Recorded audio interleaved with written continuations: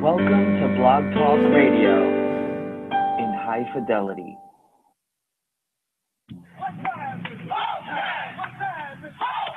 Broadcasting from Cincinnati, you're listening to the Ringside Reporter podcast. All the news from the world of boxing right here. Well, I'm talking to you the way I want to talk to you. Now, here's your host, Eric Lorda.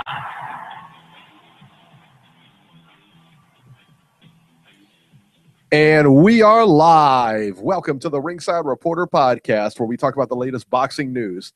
If it's related to boxing, we'll talk about it here. My name is Eric Lorda, and I'm here with my co-host, Ringside Robert, and England's adopted son, Joe Habib. And we have a great show for you today. And as always, you can catch us on the web at ringsidereporter.com.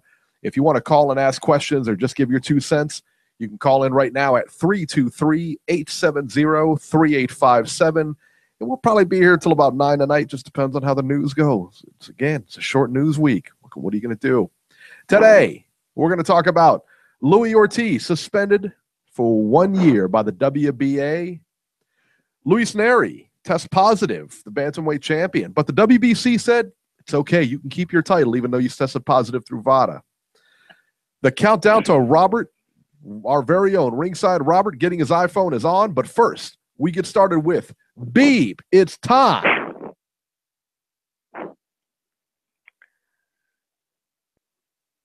Beeb. All right, caught me off guard there. I apologize. What are you doing? So sorry. I'm so used to Brianna doing it. I got caught off guard. I'm so used to Brianna doing it. Check it. Choo-choo. I got to be honest. That was the worst. That weakest one. I know. Worst entrance. I apologize. Of the week. Well, you know what? Your apology doesn't get us a good intro. I'll tell you that right now. That is horrendous. You know what, Eric? You know what, Eric? Beeb just fell down like Eddie Hearn fell down yesterday in HBO. So there you go. That's cold-blooded. Good intro. I'll tell you that right now. That is You know what, Eric? Oh. Wow. Okay. Horrible. All right. Go ahead. Horrible. So the train wreck of the week, Deontay Wilder versus Bermaine Stiverne. This was a complete one-sided beatdown. Wilder knocked down Stiverne 3 times, and the bout was waved off at 2:59 of the first round. Stiverne ended the fight looking like he was doing the limbo under the bottom rope. He was out before he hit the canvas. The Haymanites actually put out a picture of Bermaine Stiverne. He was laid out, like leaned back, and he was just completely out. And they put like a limbo thing over him, so it looked like he was going under it. That's cool. That's crazy. I love the Haymanites. I'll tell you what, as bad as Stiverne looked, and how bad did he look? He was credited with landing 0 punches. 0. Wilder actually looked pretty good, man. He still threw some wild punches. He looked a bit unpolished, but his jab was working well. That right hand obviously was working. I thought he looked pretty good overall. B, what did you think of Wilder's performance? And more of all, what did you think of Stiverne? I mean, just laying an egg like that. I mean, yeah. Wow. Stiverne looked like he was grossly out of shape, and he didn't offer up, obviously, much resistance. But let's talk about Deontay Wilder, because I've been a critic, not a critic in the sense of the word that I'm anti Deontay Wilder. Who am I to label myself a critic? But I have criticized some of the things he's done. I should phrase it that way, because I'm no expert. But the thing is this. We're always looking, and I'm so guilty of this, we're always looking at these guys under the microscope, and we're always looking at things they do wrong. But we overlook the things they do right. And the thing about Deontay Wilder is, he does a lot of things incorrectly, or I should even say unconventional.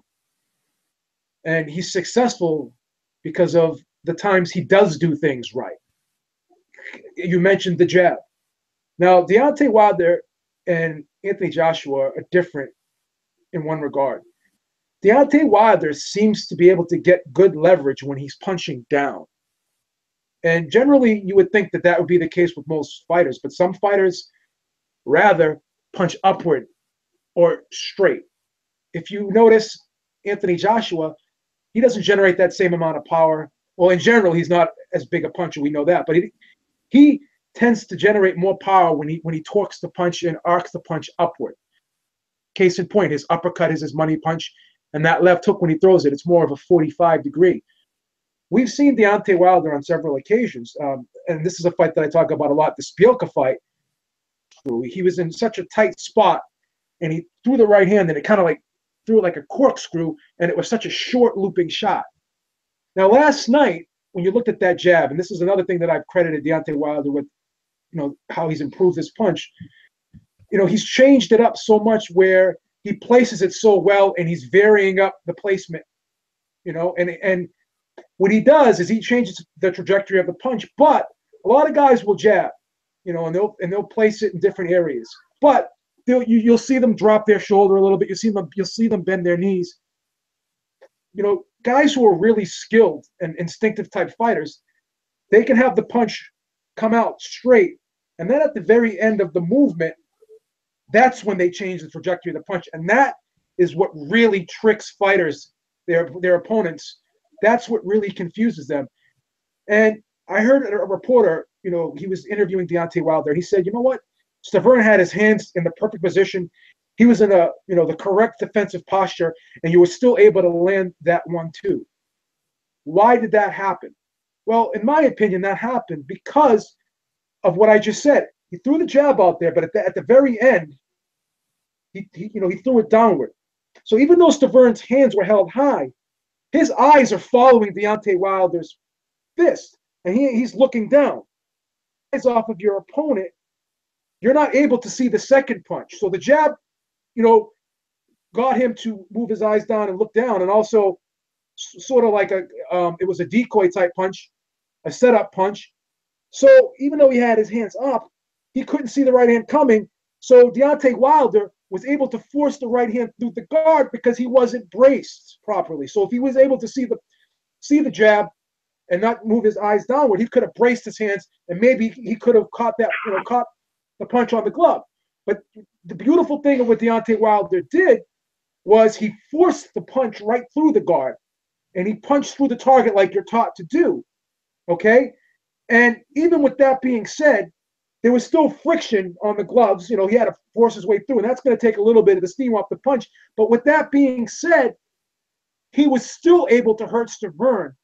And after that 1-2, that was a beautiful picture-perfect 1-2. That was one of the things he does right. You know what I'm saying? And this is a guy who's so dangerous. He only has to do things right one time. He only has to be right once. And his opponents, cannot be wrong once. See what I'm saying? So the margin for error for him is great because he has the eraser, the equalizer, as we've seen, whereas opponents can make one mistake and it's over. So after that 1-2, covered, and the fight was over. It was virtually over. But the problem is, after that, that's when he starts throwing the wild windmill punches. And that's fine. That's all well and good because those unconventional, unorthodox type things, your opponent, is blocking them. He's looking at all those crazy type windmill punches. But then all of a sudden, when he decides to sit down and throw the punches with proper technique, he catches them off guard. So he only has to be right one time, as I said. And that's what makes this guy so dangerous. But the problem is, and I was listening to a video that Mike Montero did earlier, and he made some great points, because Deontay Wilder does get hurt a lot. And the problem with throwing punches incorrectly is you can hurt yourself. So if you're throwing a wide looping shot, you're taking your body out of the movement and you're using your arm.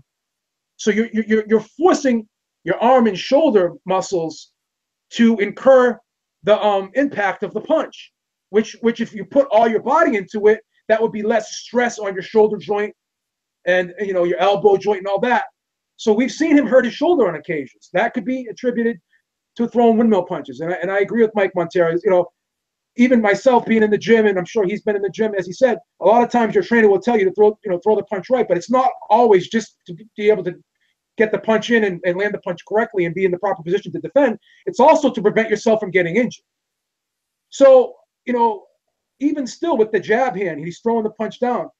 And when your hand is taped underneath your glove, most of the padding is on the knuckles.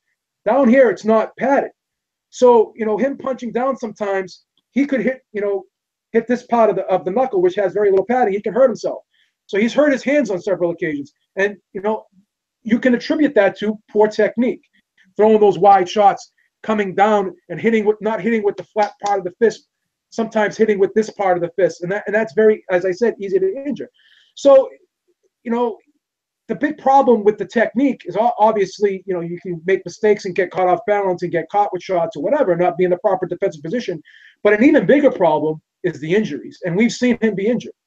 So all in all, I loved what he was doing with the jab. I love how that jab was like a piston, and it was a sharp, authoritative jab, and it really dictated the pace of this fight. And I love how he switches up the placement of it, and I love how he does it right at the end. So his opponent really has a hard time gauging and blocking it. You know what I'm saying? So I love those things. And that the right hand was a picture-perfect dart straight of a right hand.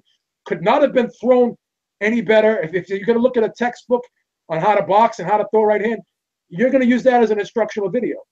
But what happens after that, all the, some of those wild punches, you don't like to see that, do that on occasions, and we've seen him have injuries. And that's why, at 33 years old, he's getting older. You don't want to put this potential Joshua fight too far off, because there's always injuries. There's always a chance something could happen. This is why I don't believe that the Joshua fight will become any bigger the longer they wait. I think this fight is as big as it can be. So I'm disappointed with Eddie Hearn saying he wants to put it off. Hopefully, it may not be the next fight, but it could be the fight after. But all in all, Deontay Wilder did what he had to do. I thought that Stiverne was going to last 5 or 6 rounds. He blew him out in 1. So we've seen on other occasions where we've been critical of Deontay Wilder, and I think possibly he fought down to the level of his opposition. This was a case where he said to himself, I'm not going to do that this time. I'm going to make a statement. I'm going to show these people what I can really do. And I'm going to say I'm impressed. Before, I'm starting to look at things a little bit more deeply, and I'm starting to, really analyze the whole situation with Deontay Wilder. Because as I said, I made this mistake several times with other fighters. I used to criticize Manny Pacquiao for doing things unconventionally. But the things that he does well, he does exceptionally well. And that's more of the story as opposed to the things that he does wrong. It's the same thing with Deontay Wilder. And because of that, right hand, I used to think that Joshua would win the fight. I looked at it as a 70-30 fight. Now I'm looking at it more as a 60-40, probably a 55-45 type fight right now. The more I'm looking at Wilder and I'm seeing Wilder and even his footwork, he's off balance, but he's still, I think, significantly quicker on his feet than Anthony Joshua. I see him make those little herky-jerky movements and the little quick feints that he has. I think Joshua's a better combination puncher, maybe a little bit better technique, short, compact shots, better inside fighter. But, he gets hit with one of those right hands, it could be lights out. The fight's real intriguing, and it bothers me to hear people talk about the reasons why it shouldn't happen now, as opposed to the reasons why it should happen now. And if you're someone covering the sport, if you're a journalist, you would want to cover a fight like this. It's more fun. It would be more fun and more exciting. It's more exciting and just more intrigue and more luster to covering a Joshua Wilder fight, as opposed to covering a Joshua, Joseph Parker fight. What fight? Why would you not want this fight? Why would you talk this fight down? So many times we as boxing fans or analysts or whatever you want to call us, we're always talking about the business side of the sport. This is one time where I think we should all put the business side, just throw it out the window. And I think we should all want this fight. We should all be excited about this fight. We shouldn't sit there and justify the reasons why it's not happening and blah, blah, blah, this, that, and the third. I think this would be the biggest fight for Anthony Joshua. And arguably you could say if Fury came out of retirement, that would possibly be bigger than this fight. But that would be the only one, in my opinion, because, there's a lot of factors involved in that fight. Like Fury's 300 pounds right now. He's not right. He's not in shape. That fight would take at least a year, possibly a year and a half to materialize. And then people talking about Bellew versus the winner of Bellew-Hay fighting Joshua, and how that would be a big fight. But Bellew's already said it, that he has no interest in fighting Joshua. So the big thing is, I think if Showtime, because Showtime's involved here, so Anthony Joshua is getting all the UK money, getting all the UK pay-per-view money, getting all that money from that side of the pond, but he's also getting Showtime money. So Showtime really wants this fight. They want this fight badly. You know what I'm saying? So if they could pony up enough money and really sweeten the deal for Joshua, which I think they would, this would no doubt be the biggest fight in the heavyweight division. Significant-wise and interest-wise and financially, this would be the biggest fight in my opinion, because I think Showtime wants it bad, and when Showtime wants something bad, Les Moonves can get involved in this. He did it with Pacquiao. He really wanted that Pacquiao-Mayweather fight, and it got done. So if Showtime really wants this fight, and they're really showing a gigantic interest in this fight can eclipse anything at heavyweight. This could be a gigantic fight. So for anyone that really isn't excited about this fight and doesn't want this fight, as I said, with the Mayweather-McGregor, people are criticizing that. You guys can like whatever you want. I'm never going to tell anyone to like anything. You don't have to like what I like, whatever. But if you're a real boxing fan and you really are interested in great fights, and a lot of people are, and you're not excited about Joshua Wilder and you're not really pushing hard to have this fight happen, then I have to question you. So I was impressed with Wilder. I thought he did what he had to do. So many times we say that in boxing, but how many times does it always happen? As I said, it's so easy to fight down to the level of your opposition. We've seen it happen many times. Deontay Wilder did not do that. He did what he was supposed to do, and I think that he fought very impressive last night, and he did better than I expected, even though I didn't expect much from Stiverne. I think Deontay Wilder, took everything out of Stiverne. There was no chance he could do anything in the fight. So I think he basically shut the door on Stiverne, and I don't think we're going to see Stiverne at the high level for a long, long time, if ever. We will never see Stiverne at a high level. And incidentally, the fight that Eddie Hearn was talking about afterwards was Tyson Fury, and he said Tyson Fury is a much bigger fight for Anthony Joshua than Wilder is. And he's right to an extent. I mean, it's going to be big in the UK. Now, will it be big around the world? That remains to be seen. Nobody over here is paying for that fight, I can tell you that. But the other thing about that is that it's like you said. I mean, you said that Fury is about 300 pounds. Dude, I think that's very, very conservative. I wouldn't be surprised if he's up around the upper threes. I mean, close to that 4 mark. 4. Absolutely.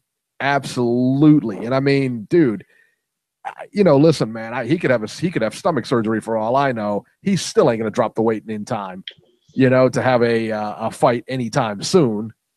You know what I mean? I mean, he's in big time bad shape. So he's, well, let's face it, Eric.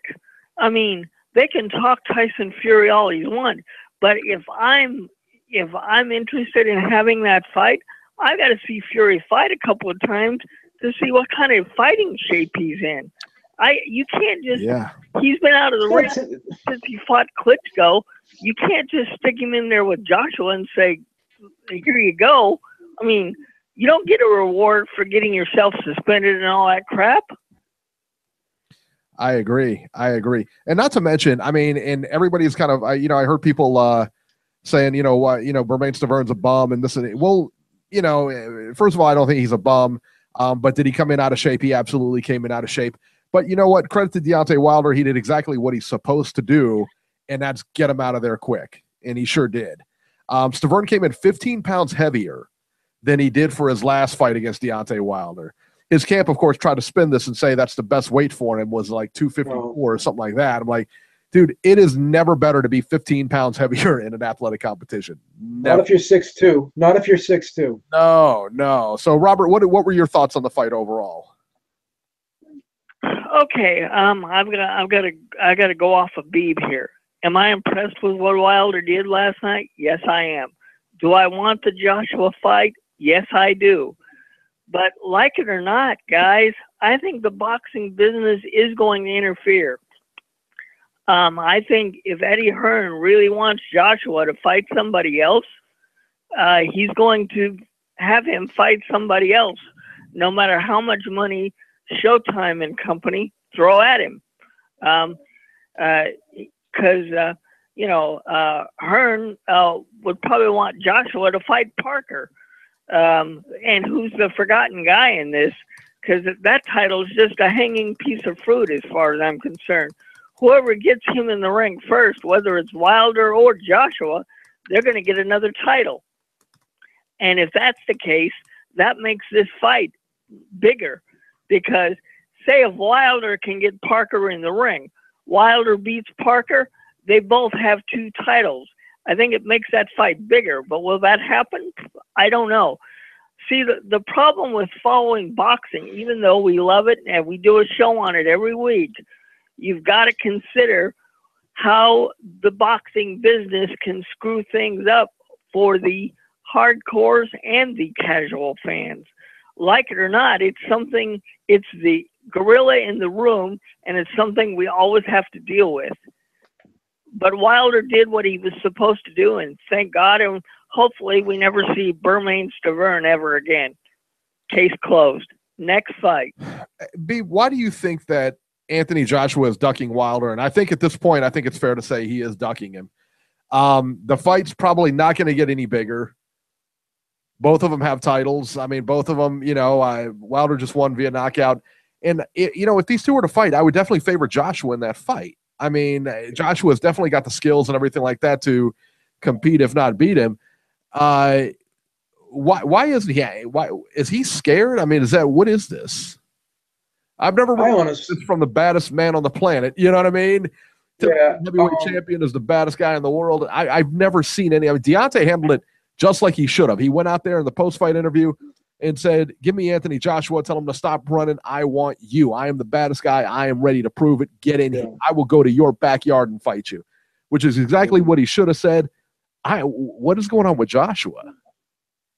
Well, I think Joshua's putting a lot of faith in Eddie Hearn. A lot of fighters these days, they put faith in their advisors, they put faith in their promoters, and they feel that it's the promoter's job to handle the business side of their careers.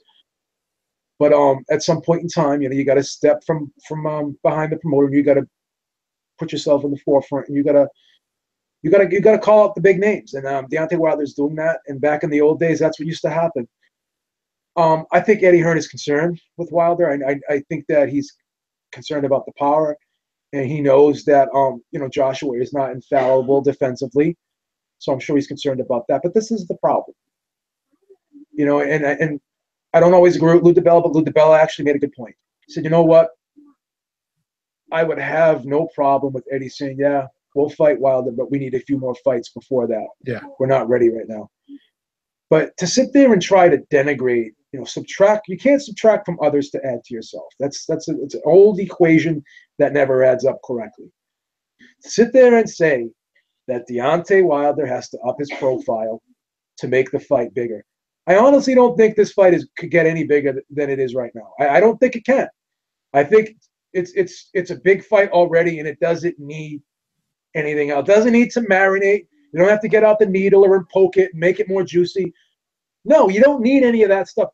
And to sit there and say Dillian White is a guy that Deontay Wilder has to fight, should fight. With all due respect to Dillian White, he hasn't looked great in his last 2 fights. What has Dillian White done to warrant such a significant stance and stature in the boxing world as of late? He didn't look great against Helenius.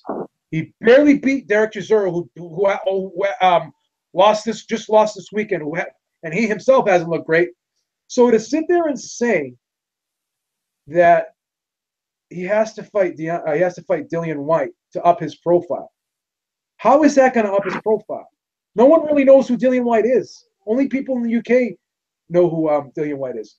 The thing is this, this fight is a fight that I think a lot of people worldwide could get behind. They could get interested in this. If this fight is promoted properly, I think this fight could be gigantic. I think it could be huge. So the problem with what Eddie Hearn is doing right now is saying that to up his profile. So you're going to fight Joseph Parker. Does he have a big profile? Is he bigger? Does he have a bigger profile than Deontay Wilder? Does Carlos Takam have a bigger profile? Did Dominic Brazil have a bigger profile? Besides Tyson Fury, who really has a bigger profile than Deontay Wilder, except for Anthony Joshua? So, you know, you could sit there and say, I can't you believe could sit there and say, I can't believe you could sit there and say that, you know, maybe Bellew and Hay have a bigger profile, but do they have a big profile in the United States? You know what I'm saying? So there's more money in the United States. So if you're going to get that Showtime money, and Showtime is going to get behind this fight and push this fight hard and promote this fight hard, right? And then Sky gets behind it and they push it, promote it hard. How could this fight not be gigantic? So that's the problem. The way Eddie Hearn is framing all of this and saying that Deontay Wilder has to up his profile and become more popular and this and that, I think it's ridiculous. I think it's ridiculous because saying that Deontay Wilder is not worthy to fight Anthony Joshua. And you know what? That's just the wrong way to go about it. And I said, Dillian White, I think Wilder destroys Dillian White. I really do. I don't think that's going to be a competitive fight. Dillian White has not looked great lately. His claim to fame is landing a big left hook against Anthony Joshua. And that was a couple years ago. And ever since then, he hasn't looked great. He's looked like worse. So to sit there and put him out there as the badge of honor that's going to earn you Anthony Joshua, and then after that, you're saying that there's no guarantee that if he beats Dillian White, he'll get the Joshua fight. So, it's just a bad look. Just say, you know what, we're not ready yet, and that's it. By saying all this other stuff, it's disingenuous to the people, and no one likes to be lied to. No one likes to have the smoke, pulled over on them. People don't like that. People don't like that, and fans are going to get smart. Fans are going to get smart, and I think it's going to end up blowing back in Joshua's face. Too many times in this sport, we've seen fights not happen, and this is not. We don't want to see it happen this time. We don't want to see it happen this time. Here's one thing to consider. Deontay said in the interview last night in the ring that he is willing to go to the UK to fight Joshua. Could Eddie Hearn, I can't believe I'm about to defend the guy because I think what he's doing is wrong, but could Eddie Hearn be thinking, okay, if Wilder comes over to the UK and fights Dillian White, maybe we can put Wilder and Joshua on the same fight card and make the interest bigger because Joshua is obviously going to negotiate it where the fight has to take place there. What do you think about that possibility? I don't think that's going to happen. I mean, why would they do that? Why would they put Joshua and Wilder on the same undercard? Two heavyweight champions. I mean, could you pay them enough? You know what I mean? This is the problem when you start being condescending to other fighters and you start saying, well, he has to up his profile. Well, who's going to be the undercard? You know what I'm saying? Yeah. And then you turn around. This is the problem. Now, you start digging yourself a hole as a promoter when you start saying these things and using this type of verbiage. When you start saying this guy has to up his profile, until he ups his profile, we're not going to fight him. But then you turn around and start fighting guys who are less popular than him. So then people are going to turn around and say to you, okay, so is Takam bigger than Wilder? Is Parker bigger than Wilder? What about their profiles? That's the problem when you start playing the profile game and the A side, B side, D side, G side, whatever you want to do. When you stop playing that game, then you start setting the precedence, and people are going to start looking at who you fight after that. And we've heard many people say that. Okay, so Wilder's not big enough. His profile is not big enough. And then you go and fight other guys who are, way less popular than Wilder. And then it makes it look like, why you're fighting those guys? Because they're easier opponents. So then you just reveal yourself and, you blow up the spot on yourself and you start telling on yourself that, hey, we don't want the fight because it's too hard for us right now. And obviously they're never going to say that, but it's obvious. It's painfully obvious. Yep. They're concerned about this opponent. There's no question about it. And if anyone can't see that, then you're lying to yourself. You're lying to yourself. Beeb, I want you to say it. Eddie Hearn is I can't call him a wanker because of the affiliation. He is wrong. Eddie Hearn is wrong in this situation. Which is slang for wanker, yes? Say it. Eddie Hearn is a wanker. In this situation, Eddie Hearn's a wanker. Love it. Love it. That's a cop-out. You know. So, Beeb, does this mean you give up your Union Jack? Everybody's in the chat saying the UK is going to come down on Beeb. Can't do that, man. Can't do that. Can't do that. No, Eddie Hearn is not the Union Jack. Eddie Hearn is smaller than the Union Jack. We're gonna have to delete this show right after the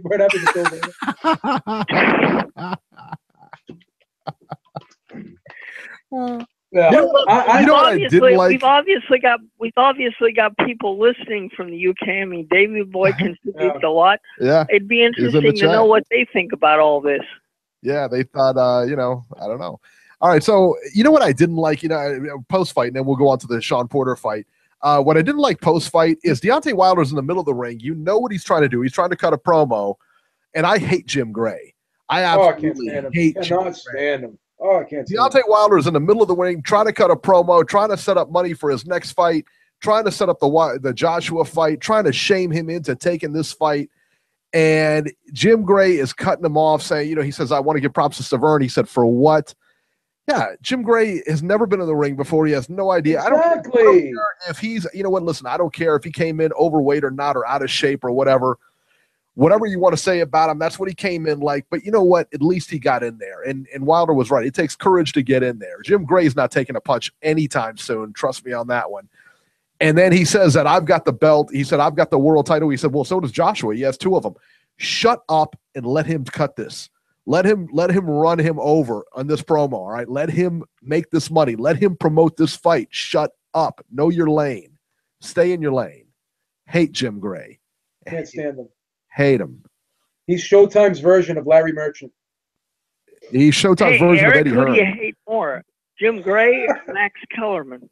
Jim Gray. Jim Gray by far.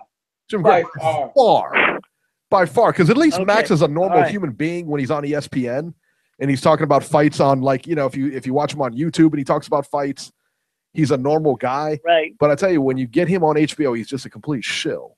So, but no, Jim Gray. Jim Gray is the only guy that I've ever seen interview a fighter, and the fighter slapped the microphone out of his hand and said, I don't want to talk to you anymore. And then he started following him. And James Toney's like, don't you run up on me, man. Don't run up on me. That was my favorite. Oh, that was my favorite Jim Gray highlight reel. Oh, I love that. Best ever. That was the best. Smacked it right out of his hand. And then Jim Gray starts following. Don't run up on me, man. I fucking love it. That was the best. All right. And somebody asked me what happened to Titletown yesterday. Ohio State lost big. I think it was like in the 50s, almost half 100 on them. Yeah, 50. We know the score. We know this. We don't need it repeated. We know the score. Yeah, we know they lost. All right, that's it. All right, but let me tell you about Titletown today. The Columbus Crew in the MLS moves on. They advanced today in the playoffs for the MLS. So how about that? And by the way, Showtime's Sean Porter, who, we don't really claim as an Ohioan because he left town, but technically still an Ohioan, won last night. So Titletown is 2-1. All right, there you go for this weekend. Sean Porter versus and the Bengals blew it today. The Bengals blew it. The Bengals. Did you? The referees, man. What are you going to do? What are you going to do? They ousted AJ Green. AJ Green didn't do anything, and he gets thrown out of the game. He didn't do one thing. I didn't even see him do anything wrong. Next thing I know, he's getting ejected. What do you know? Sean Porter versus Adrian Granados. Sean Porter won a unanimous decision over Adrian Granados by the scores of 117, 111 on all scorecards. That's the same I had the fight scored. Sean Porter just kind of bulldozed his way to victory, but seemed to fade in the later rounds. He blamed it on a hand injury. Robert said he's got on good authority that his hand is broken. This was a case of Porter just being the bigger guy. I mean, that was the end game here. I got to tell you, when Porter steps up in class, he gets beat. It's that simple. Those tactics don't work against seasoned fighters. It didn't work against Thurman, didn't work against Porter will not work against Spence or anybody else, anybody with any upper echelon guys. He's going to be in trouble. But speaking of the upper echelon, he now becomes the mandatory for Keith Thurman. I, for one, do not want to see that fight again. I do. I think they should. That fight was competitive. You didn't that fight was close. Yeah, I don't want to see it again. No, you already saw it. I wouldn't mind seeing it again. I think they should feed Porter to Spence, but I don't know that that's going to happen. Yeah, I love Spence. What are your thoughts on Dirty Sean Porter? Because he throws a lot of elbows, a lot of headbutts. He reminds me, you know what? I don't know if he's so dirty. It's just the way he fights. No, Evander Holyfield. I don't think Evander Holyfield was dirty. I think that's just the way he fought. I don't think he's doing any of the stuff intentionally. I don't think he's throwing his head around or his elbows and everything like that. I don't think he's doing all that intentionally. It's just the way he fights. He fights close. It's going to be a fight when you're in there with him. Well, this is the thing about Porter. And again, that's the thing. This is the thing about boxing. You like what you like. And a lot of people are not a fan of Sean Porter's style. I am a fan of Sean Porter's style because, again, I'm looking at the little things, the intricacies. I like, you can sit there and say he barrels his way in. But I like what he does when he's in there. He's able to really create good punching angles for himself. He's in there deep. But then he's kind of shifting his body, to the side, And when he shifts his body to the side, he's giving himself an angle where he can, land a short punch out of harm's way. So I like the movement. And again, you talk about Holyfield, Tim Bradley fighters. No, but a lot of incidental contact happened in their fights. So the thing is this, Sean Porter's going to get up and under. He's going to get low. And, his head's going to come up. So his head's always coming up first and then the punch. Same thing with Holyfield. Holyfield would throw a right hand, but he would lean his body into it. So and his head would be there. So do I think these guys are intentionally headbutting people? I mean, no one really wants to smash their head into another man's head because you run the risk of cutting yourself and damaging yourself and then possibly having a fight stopped on you on a cut. So the thing is, I just think that Porter will use that forearm to create space. He'll throw punches, and then when the guy is backing off on him, or a guy gets too close to him, tries to grab him, he's trying to work his way out of the clinch. And I think in the process of that, sometimes the forearm may land, the elbow may land, but I don't think he's going in there and saying like throwing a forearm like a UFC fighter. I think it's all in the process of his style, getting free of a clinch, creating space. And I think that he has an underrated jab. I think he's got really quick feet. And again, I think he can really mix up the punches when he gets in close. And I like how he doesn't accept the clinch anymore. And he's able to kind of position himself where he's not really smothering his work. He's able to create punching angles, and he's getting really good at going to the body, throwing short hooks, throwing short uppercuts. He just looks really fluid in there. And I think Granados would land a good right hand every now and then. But for the most part, I think Porter was really pushing the pace of this fight, and he was the ring general in this fight. And when Sean Porter's in there, you be prepared if you're fighting Sean Porter to jump in the phone booth. And that was the case here. And I thought in the Keith Thurman fight, I thought he lost the fight, but I thought it was razor close. I thought a lot of people thought he actually won that fight. I thought he lost. I thought he made a really good account of himself, and I would not mind seeing the rematch. I like Sean Porter. I like how he fights very well on the inside because you can count on your hand how many fighters can fight well on the inside in today's game. It's always been a lost art. It's something that you really have to have a certain mindset to do it because you're in close, you're putting yourself in harm's way, and it's different than fighting at the mid range and from the outside because there's space in between you. You have more time to react to punches. Your opponent has to kind of step to you to get in range to hurt you. Right there, you're putting yourself right in the kitchen. You're putting yourself right in the fire, and a lot of guys don't want to do that. And I take my hat off to Sean Porter because he fights in a very aggressive way, but not only aggressive, he's a brave, tough, and rumble fighter. And I credit guys like that. Andre Ward, the same thing. it's not always going to be pretty when you fight up close. I mean, there's a lot of jockeying for position, a lot of bumping and grinding and pushing and trying to get your shots off. I mean, because it's the easiest thing to do when someone's that close to you, and the most common and instinctive thing to do is to grab. And when you want to move your hands and the other guy doesn't, then you got to do what you got to do to get your hands free, and that's what Sean Porter does. And I think he's very effective at it. Robert, what were your thoughts on this fight with Adrian Granados? And what did you think? Adrian Granados was complaining that he thought he won the fight afterwards, which, I mean, I don't think any of us did. I know he. What were your thoughts on No, Porter? he didn't. Yeah.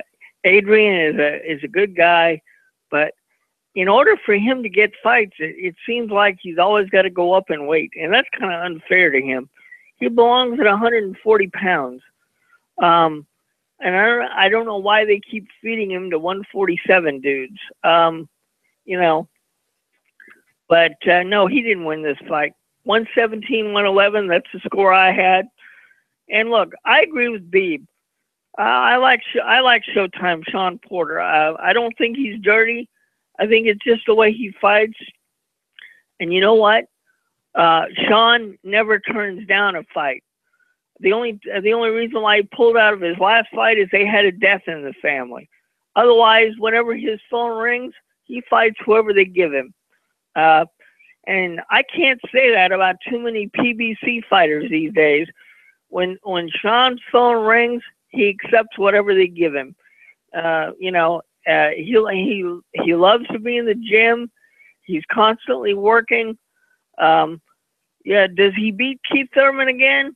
If they fight, I don't know, but I know he won't. I know Earl Spence will tear him apart, and I love Sean Porter, but Earl Spence, I don't know if he'll ever get the chance to prove it. But as far as I'm concerned, he's the best in that division. But I think boxing politics is going to mess that up too. But I'm convinced he's the best welterweight out there, and good for Sean. Was it pretty to look at? No, but he got a win, and hopefully he recovers from his broken hand and comes back better than ever. I can't criticize Sean. I know a lot of people don't like Sean, but every time I've heard him on interviews, he's been nothing but classy. He doesn't duck anybody. Good for him. He got a nice paycheck, got a nice victory. And for Adrian, put him at his normal division and give him somebody to fight. I mean, that's what he deserves. Yeah. That's a good point. That's a good point, Robbie. He beats Amir Imam, and after that, what does he do? He's forced to fight welterweights after he won a great fight. And they said that Amir Imam is ranked number 1. Yeah, he's going to be fighting Vertano, and the guy that beat him down. Yeah, ridiculous. Yeah, when the guy that beats him has to fight welterweights, that's not fair.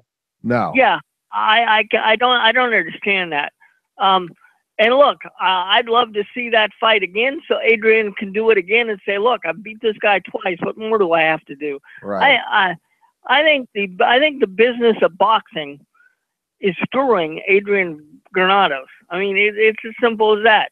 Apparently nobody in his own division wants to fight him. So again, he's another guy.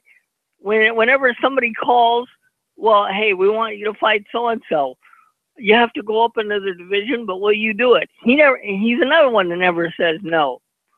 I mean, both of these guys are classy guys, and they deserve, in at least Adrian's case, he deserves a better career than what they're giving him. Sean, he's going to continue doing what he does. And you know what kind of fight it's going to be whenever he steps in the ring? You're either going to love Sean or you're going to hate Sean, but there's going to be no in between. But both of these guys are good guys, and the best fighter won. Yeah, Wood is actually in the chat. He said he talked with Granados, and he said that none of the fights at 140 were strong possibilities. He opted to take the shot with Porter because it was concrete. He knew he could have that fight. So that's the problem. That's the problem, because he should be getting concrete offers at 140. That's the thing, Oh, absolutely. we understand why he did it. It's just the fact that it's not fair that he's put in situations where he has to do what he did last night. I mean, that was a good fight. I mean, he was on TV, probably made some decent money, but he wasn't in the best position to win last night. Is Granados a Heyman fighter? Is Granados a Heyman fighter? I'm not sure. I believe so. I believe so because he's always on Showtime cards. Yeah, but I'm not 100% sure if he is. I'm not sure. I don't know. I can't answer that question. And if that's the case, why isn't he getting the shots? You know, why isn't his promoter doing more? Why isn't? I mean, there's a lot of blame to go around. I mean, but yeah, I don't know. Yeah. Did you see at the end of the fight when they gave him the I guess the interview, he came out against gun violence and everything like that? Did you guys see that? That was beautiful, yeah. Yeah. Yeah, I thought it was great. Yeah. And of course that thing happens today in Texas, but you know, but yeah, I thought that was really neat that he came out and did that. I don't see it. He's a likable guy. Yeah, he's a likable guy. Absolutely. He's a nice guy, super nice guy. All right. Next fight on the card was Sergey Lipinets versus Akira Kondo. Lipinets earned the vacant IBF Junior Welterweight World Championship with a unanimous decision victory. Hey, why don't he fight him? It was 140. Over veteran Akira Kondo, the judges scored the fight 118-110 and 117-111 twice. That's pretty much what I got on this fight. I don't really, you know, it was just okay for me. Nothing to write home about. Nothing major. Well, we can draw one. You know, put it that way. We can draw one conclusion from this performance from Lipinets, taking nothing away from him. He's okay. He's solid. But there's no way in hell he would have beaten Terrence Crawford. No way. God, no. Absolutely he would have got murked. With all due respect, he would have got murked. You know? Yep. Yeah, for sure. For sure. All right, that brings me to the train wreck of the week 2 this week. Brianna, want to do the train wreck of the week? Hurry up, we need you. We sure do. You get a double dose, guys. You want to go on camera? Go on camera. Let everyone see what you look like because you're famous now. Famous. Do it right in camera. Go ahead. Ready? Do it. Chugga, chugga, chugga, chugga. Choo, choo. Beautiful. There you go. Much better than Beeb's rendition earlier. And she was on cue. That's right. Much better job. I mean, much better job. All right. Yeah. Dominic Breazeale versus Eric Molina is our train wreck of the week 2. Breazeale wins a decision, and this was a WBC eliminator. This is what makes it a train wreck of the week. It is a WBC eliminator. What? Breazeale was ranked number 6 or 7th. Molina was ranked number 11 or 12. How is this an eliminator? Usually an eliminator goes, 1 and 2 or 1 and 3 or 2 and 4 even. Not number 7 and number 12 or number 6 and number 12. Beeb, what's going on here? You know, this is the problem. And, you know, Mauricio Suleiman, I'm sure his heart's in the right place. He's concerned about fighters, the clean boxing program with VADA. Oh, yeah, he's really concerned about that, let me tell you. Well, some of the rule changes and stuff like that, you know, it looks like he has the, you know, the concern and the well-being of the fighters at heart. But this has got to be the most bizarre ranking system and implementation of mandatories that I've ever seen. Stiverne is inactive for 2 years and has a fight that he doesn't look good at all and arguably lost, and he still retains the number 1 position, almost being out of the ring for 2.5 years. And then you have this. It's embarrassing. It's embarrassing. And this is part of the reason why this sport can't go, you know, mainstream, that it's a niche sport. And this is part of the reason why. Because these things only happen in the bizarro world. Imagine, like in basketball, you know, the everyone made the playoffs. You know what I'm saying? Like you didn't have to, like, and you could just come out of nowhere and be in the championship. Right. Imagine that. Like no other sport would ever be run like boxing. It just goes against all logic. And this fight last night, it was so insignificant in a lot of people's minds that Showtime didn't even televise it. and that was a heavyweight eliminator. You know, and they put the Porter Granados fight, which wasn't a bad fight on paper, but that fight was really was that an eliminator too? What was the title of that fight? I don't know. I think that was an eliminator too. But they put a welterweight fight before a heavyweight fight. Beeb, it was an eliminator because if Granados would have won, he would have taken Sean Porter's spot to be the mandatory. Correct. So yeah, but that being said, you know, the heavyweight division used to be like the division. So when you're in position to fight for heavyweight title, that meant something. This is how far the heavyweight division's gone, and we know that Anthony Joshua and Tyson Fury breathed life into the heavyweight division. But when you do things like this, that's going to suck the life right out of the division again. So this is just unfathomable, and I can't believe it, and it just makes no sense. And this was not only the train wreck. This is like a natural disaster. It's ridiculous. It's completely ridiculous. Horrible. Well, here's another problem that Al Bernstein covered last night on the telecast. He said, look, these two guys were ranked 7 and 11 in the rankings. He said there's other fighters like Dillian White, who we discussed earlier, and Andy Ruiz, who are ranked above these guys, who should be considered for this eliminator fight so that they could get the next shot against Wilder. He said, why are these two getting a shot with Wilder just because they win the fight or whatever? Molina has already lost to Deontay Wilder, and I can guarantee you Dominic Brazil is he ain't much better than Molina. He would lose to Wilder because he's already lost to Joshua. So what does this prove? Yeah, it's horrible. It's awful. It's awful. And with all due respect to Granados, and keep this in mind, Andy Ruiz fought 12 rounds against Joseph Parker in New Zealand and almost won that fight. Okay? That's when Parker got the title. He barely beat Andy Ruiz. So, if anybody's got any complaint here, it would be him. And with all due respect to Granados, why is a junior welterweight in a welterweight eliminator? Especially a guy who lost his last fight. He lost his last fight. With all due respect. Right, he did. He lost his last fight. Lost his last fight, and he's automatically in an eliminator. Yeah, how's that possible? Why? Well, imagine in our lives. Imagine in our lives. Say, for instance, at your job, you kept screwing up, and your boss says, "Hey, you know what? You screwed up, but you know what? We're going to give you a raise." This is the only sport where you're really not judged off your performance. There's like so much politics involved. And again, we know that this is how boxing's always been, but it's just getting worse and worse. Like some of these moves are just, oh my God, they're crazy. It's the only sport where you don't get really judged on performance most. It's just turned into WWE. It really is. I'll tell you what, I don't get it. I don't understand. I mean, they're just calling out people and then just ranking them, you'll be number 5, you'll be number 2. Like, what's the criteria? Like, what's the criteria? That's the thing. There is no criteria.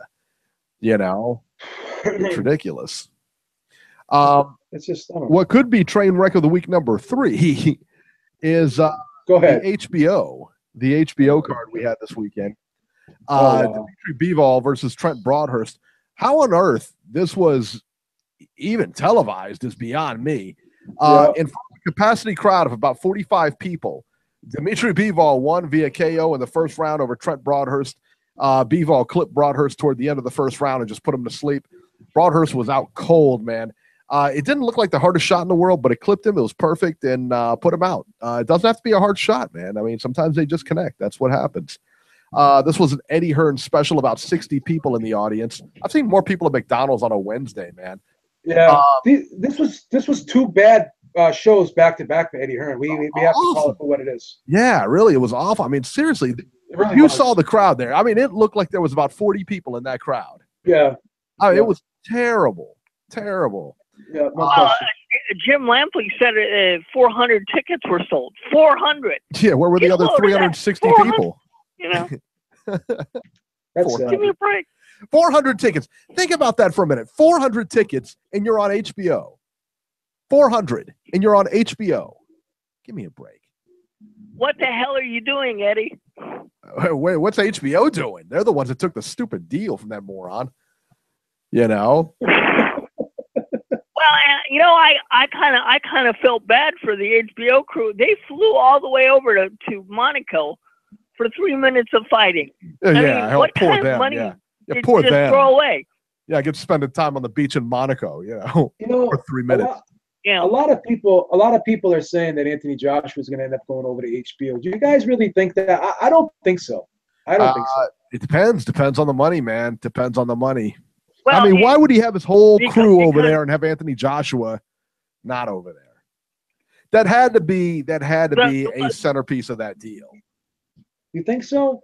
100%. I just don't see what HBO can do for him unless he decides to fight just all UK fighters. It's like because all the heavyweights are all the name heavyweights are pretty much Al Haymon fighters, really. Yeah. Except for I don't know. Well, a lot of the ranked heavyweights, I should say. I'm not going to say name heavyweights, but a lot of the ranked heavyweights, they're Al Haymon fighters. Yeah, yeah. But then who do they got? I mean, at some point they're going to want to make some money. At some point they're going to. I mean, Deontay Wilder, he's not going to. He can't fight everybody. So there's only 2 champions. I mean, unless you count Parker. Yeah. The way I understand this deal, now that he did the Takam fight, the next fight, both of them can bid on who televises the next. Was that the last fight, Robbie? The Takam fight was the last fight? Yeah. I thought there was 2 more fights left, but apparently the deal is over with, and HBO and Showtime can now bid on who televises his next fight. Oh, wow. Wow. So it's going to come down to a bidding war, I guess. Yeah. We'll see what happens. The undercard was just as bad. Scott Quigg beat Oleg Yefimовich by 6-round TKO. Agit Kabayel beat Derek Chisora by a majority decision.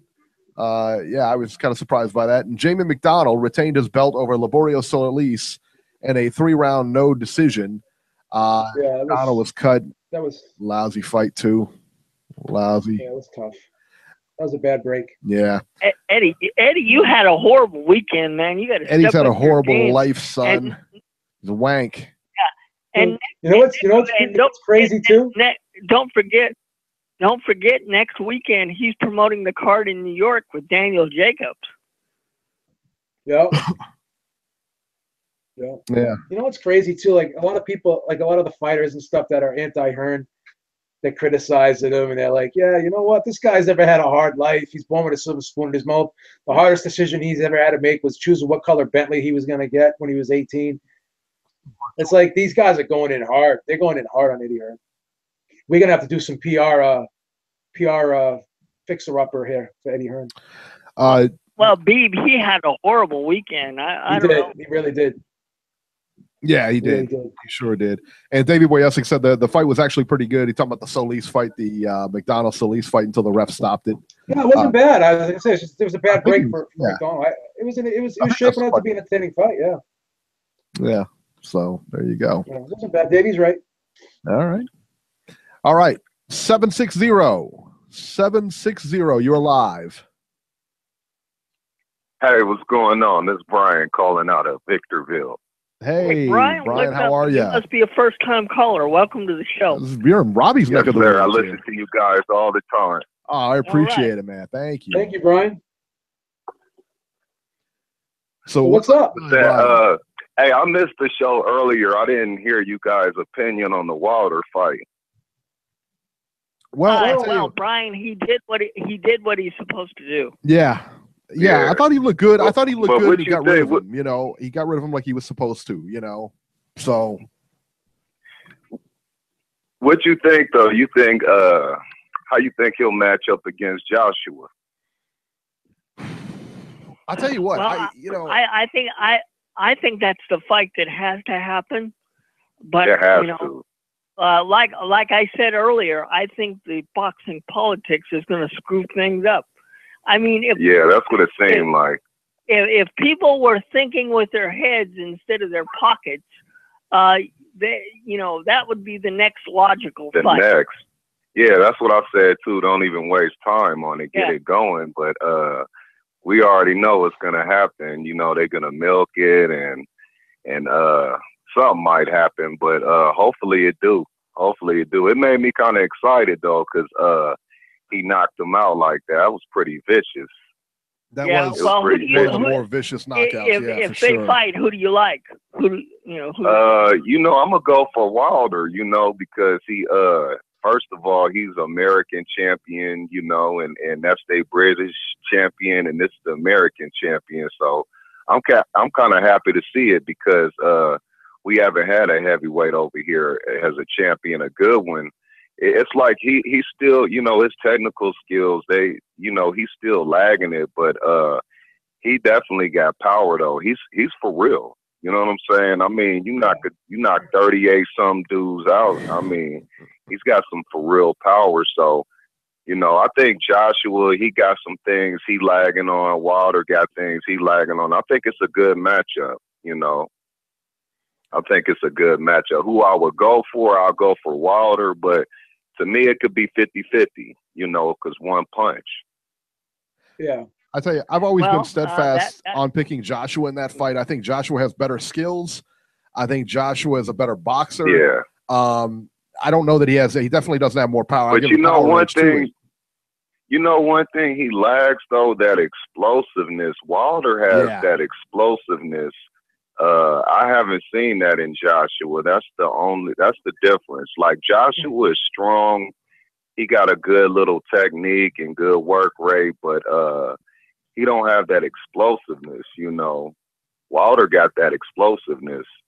To me, he kind of mixed it, he played basketball. It's like a mixture, because he's an athlete, Well, one thing that concerns me about Wilder, though, if you keep delaying this fight, and you make these guys fight other people, Wilder is very injury prone. Anything can go wrong. Yeah, you're right. So I think you got to have this fight as soon as possible. Yeah, you're definitely right. I was hoping that they would just jump on it next. They might as well not even waste time. But, maybe they trying to keep Joshua away from him. That's what it seemed like, to keep their money, because he might be the money cow right now, Yeah. Well, he's definitely the money cow, but you got to talk to Eddie Hearn. Eddie Hearn has got something up his sleeve, and it doesn't look like Deontay Wilder is what he's looking forward to. Not yet, anyway. Yeah. And a business perspective, though, that's smart, to keep him away, though, definitely, because of the fact it's like, to me, it's a 50-50. Either one could win that fight, but that's not good for business. Not for the boxing most of the time. Mm-hmm. Well, Brian, let me ask you, and what were your thoughts on Joshua coming out a couple of weeks ago and saying that he's not in a hurry to fight Wilder? Because you heard what Deontay Wilder got me night. too. Yeah, right? I mean, Wilder's in a hurry to fight him. Yeah, that got me too. Yeah, I mean, mentally, that's the thing. Like I said, Joshua's boxing skills and everything, I think I would favor him over Wilder in a fight. But, mentally, that's a big deal. If you don't think you can beat him, then you shouldn't be in there with him. And that to me gives the edge to Wilder, honestly. Well, Eric. Yeah, because they're the heavyweights. They the baddest dudes on the planet. Whoever's the baddest, and at least you gotta say it. Mike Tyson used to say it. Yeah. Muhammad Ali said he was the baddest. Everybody said they was the baddest. And it's two of them up there right now. Either way you look at it, it's definitely two giants up there right now. It's Joshua and it's Wilder. Either one, whoever want to pick, but it's both of them up there right now, and both of them should be talking about each other, catching that fade. Yeah, I'm beginning to think that Anthony Joshua, it's just not in his makeup to be calling out a fighter. You never hear, you never hear Joshua do any kind of trash talking. You never. Yeah. Hear, he's so it's not even talking trash, but it's just, claiming a confidence in yourself, because you don't have to talk trash to say that you the best, say that you beat anybody that's up there right now. But I Brian, don't know. agree, He don't but sound too sure with his confidence. All he has to do is say, you know what, I want to fight but him. I just don't That's it. think, for whatever reason, he doesn't want to come out and say anything. I don't know why. Yeah, Well, but I think it will happen though. It's too much money on the line. It's just too much, and it's drawing too much attention, especially with them dudes being so big, and it's a lot of money on it. So it's gotta happen. It's got to. It's just when 2020. Yeah, right. No, it's got to happen next year. It's got to happen next year. I don't think it's happening anytime soon, man. I don't think it's happening anytime soon. But as long as it happens by like the fall of next year, I won't be too disappointed. But if it gets pushed back to 2019, I'm going to be like, oh, come on, man. Yeah, I don't mind it. If they have like one fight, I would love to see, maybe Joshua fight Joseph Parker, pick up that the WBO strap, I should say, excuse me. And then if Wilder, if he fights either Brazil or if he fights Dillian White, whatever, let's just make this fight, man. Have it for all the marbles. Then all the belts will be on the table, like it's supposed to. Yeah. But I mean, it's like when you think about anybody else, it's like it's just really wasting time to get straight to the point. It's like, let's just get straight to the point, because these other dudes is really meaningless in that heavyweight division towards them two fighting each other. They're really like meaningless, But we'll see how it goes, man. We'll see. I hope it happens. Oh yeah. Yeah, I think we all do, man. That's for sure. That's a big fight. Biggest fight can be made right now. I hope it happens. And it's good to hear someone like yourself talk about how you want the fight to happen instead of some of these other people who are diehard Joshua fans making up all the excuses and the reasons why it shouldn't happen. Exactly. So I hope everyone, adopts your stance on the fight, and hopefully that will help make the fight happen even quicker. Yeah, because it's been a while since it's been like, any type of buzz in the heavyweight division, especially with anybody over here. So, I'm kind of excited about it. I'm excited about it, I think the last time that a heavyweight fight has been talked about the way this one is starting to be talked about was when Lennox Lewis fought Mike Tyson. I don't think we've had a fight. Yeah. I don't think we've had a fight since then that has been worthy of this kind of discussion. Yeah, and that was a long time ago, even though it seemed like just yesterday. That was a while ago. So 15 years ago. Dang, I wasn't even going to give it that, but wow. Yeah, so, yeah, I'm excited. I'm excited to see somebody up there from over here, and then it's good timing, though. It's just perfect timing for these two to just be up at the same time. And it's just, like I say, it's just a waste of time. Anybody else, let's just make this happen, Well, hopefully Eddie Hearn is listening to this and he follows your advice, brother.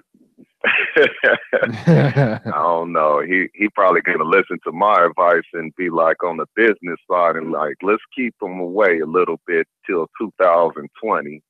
That would be a stupid move on his part, to be honest. Yeah, because now is the right time. He would make money, but you know what? People would start calling Anthony Joshua a coward, and I don't think he really is. Yeah, that's why I think, the fans, they can push him into a corner too at the same time to where maybe he can't hold them belts for ransom. Like you're gonna have to fight him eventually. If they push him in the corner, they don't want to see. But I know over there in that country, it don't matter who he fight. He's still gonna sell out and get the fans and everything over there. But we got a champion over here too. That's what I like, and it's just up to the fans to just push him in the corner to make that fight happen. Well, I like the way you think, brother. But hey, I love you guys' show, man. I listen to you guys every Sunday. I'll be trying to call in, and I'm always out on the road, so I'm always on a different time zone. And I've always been trying to figure out what's the right time to call. Today, I got it. Oh, that's awesome, man. We're so glad you called in, man. Don't be a stranger. Don't be a stranger, brother. We're always here. Every Sunday. Absolutely. Yeah, I like listening to you guys. You guys got real good opinions. I like you guys' opinions. I like you guys, man. You guys real good on this station right here. I listen to other people, but I like you guys' stuff. It's more like facts and opinions mix. I like it. There you go. But hey, thanks for having me on the show and everything like that, man. It's been good talking to you guys. I love talking boxing. All right, man. Well, thank you so much for calling in, man. Thank you. And definitely make him call back next week, man. Call back, man. Don't be a stranger for sure. It was a good call. Awesome. Good call. Yeah, for sure, man. For sure. And we love those first-time callers, man. That's great. Yeah, love that. Love that. From your neck of the woods, too. That was California, yeah? Yep, Southern California, the high desert area, yep. Yeah, well, it's still your neck of the woods. I mean, we call California your neck of the woods. You're covering the West. That's right. You're covering the West. I've got the middle. Beeb's got the east. You got to claim somebody, Robbie. Come on, man. You're a team player here. That's right. That's right. That's right. That's exactly it, man. That's exactly it. All right, let's go to 937. 937, you're live. That'd be Wood. That's it. Is that Wood? I don't know. Wood. He's muted or something. That's normally the area code he calls from. Yeah. 937, you're on air. All right, we'll come back to him. All right. There he goes. All right. So, Wood, if you're holding, we'll get back to you. Let's see here. Also, too, UFC 217. We don't typically talk about UFC, but it was a big card last night. The Barclays had Deontay Wilder. They had Deontay Wilder there at the Barclays for that card right there. Right across the bridge in Madison Square Garden, they had UFC 217 at the same time, same night, and everything like that. So I thought that was kind of cool. 18,000. Does anybody catch the attendance on the Wilder fight? They said on TV it was 11,000. Yeah, 11,000. 11,000. Okay. Yeah. Let's see here. 18,201 was the attendance last night for UFC 217. Michael Bisping and George St. Pierre. George St. Pierre won via rear naked choke. GSP is the new UFC middleweight champion after, get this, 4 years off. He came back and beat the champ. So, and also, too, this is of note, too. Freddie Roach is in the corner of GSP. How about that? Good, man. And that jab was like, did you see that jab last night for GSP? Yeah, did you see that right hand? Did you see that left hook he put him out with?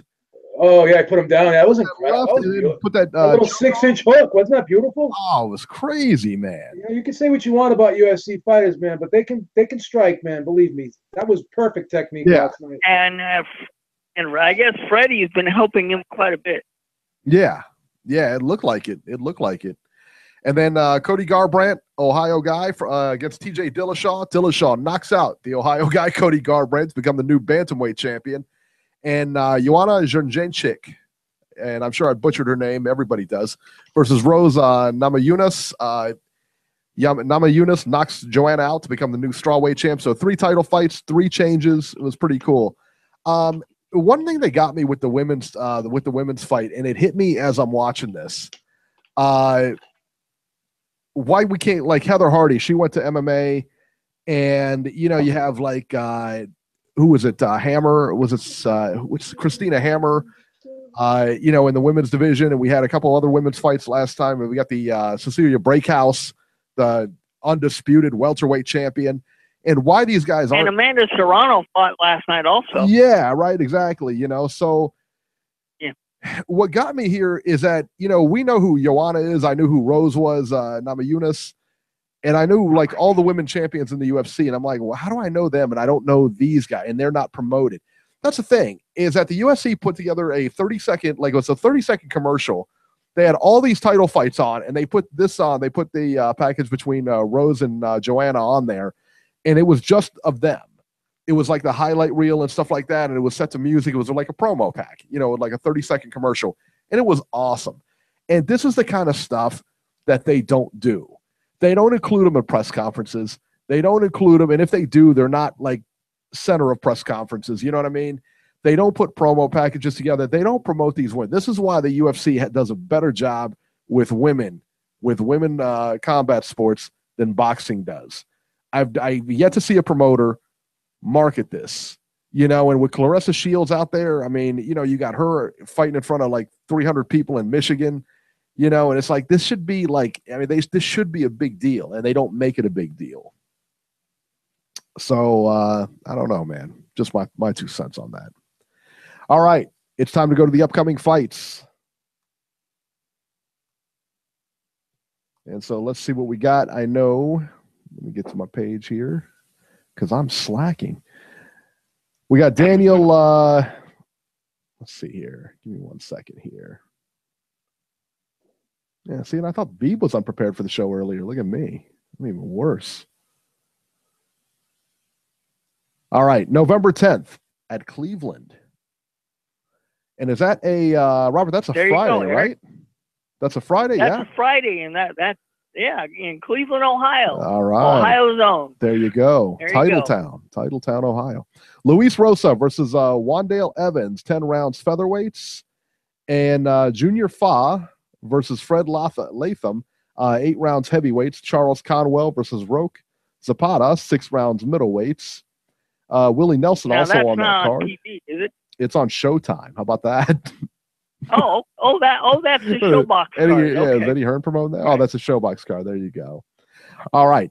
And on ESPN on November 11th, which would be that Saturday, Jose Ramirez versus Mike Reed, 10 rounds junior welterweights.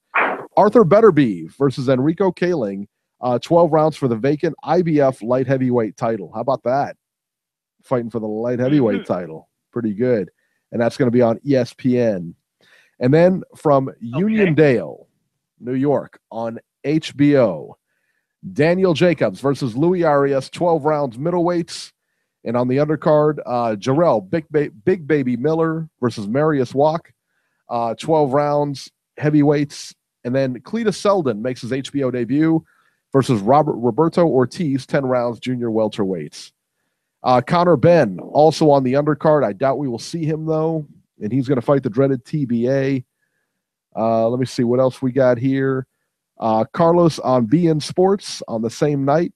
Carlos Ocampo versus Konstantin Ponomarev, 12 rounds for the IBF welterweight eliminator.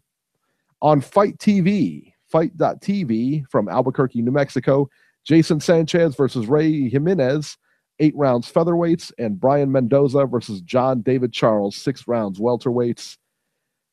From Newcastle, England, across the pond on Saturday. So I don't know if it's on Sky or Box Nation. It's one of those. Liam Smith versus Liam Williams, a rematch, 12 rounds for the WBO junior middleweight eliminator. So I think that's going to be a good fight. Thomas Patrick Ward versus Sean Davis on the undercard for Ward's British junior lightweight title.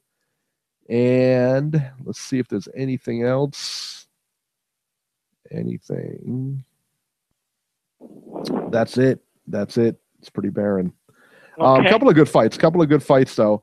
Let's talk about the Daniel Jacobs Louis Arias fight. Louis Arias, from everything we know about it, he's a tough guy, he's a tough customer, but this is kind of a showcase for Daniel Jacobs, right? Yep. It looks that way. It really does look that way. I mean, the big thing with Arias is he doesn't seem to be a big puncher from his record. His record suggests he's not. But again, I've not really seen a lot of him, but he's got a kind of a amateurish style. Not the fact that he's not technically sound or whatever. He has that amateur type approach where, you know, he's Cuban, I believe, and he's got that Cuban type style of boxing. So not the stereotype, but he's a guy that more or less is looking to score points and not a big puncher and moves a lot. So it'll be interesting to see how much success he could have using that style against Danny Jacobs, because Danny Jacobs brings a little bit of that and then some, because he's more or less a boxer puncher, where Arias is more just the boxer. And he's never boxed at this type of level before, in the pros. So it's a big ask and it's a big step up. It's hard to not favor Danny Jacobs heavily in this fight, but I haven't seen enough of Arias to really know a ton about him. I just heard things and seen little bits and pieces. Could this be the night that maybe he fights outside of himself? Who knows? It'll be interesting to see. But he's on the big stage, and he's going to have to really step up. And it's going to have to be a perfect night for him. this can't be a night where he just freezes up and he's not ready for the occasion. He's going to have to, be ready. And if he's not ready, he can get hurt. Is this the right type of fight debut for Danny Jacobs on HBO? Is this the kind of fight Well, considering the layoff he's had, Eric, I would say yes. Okay.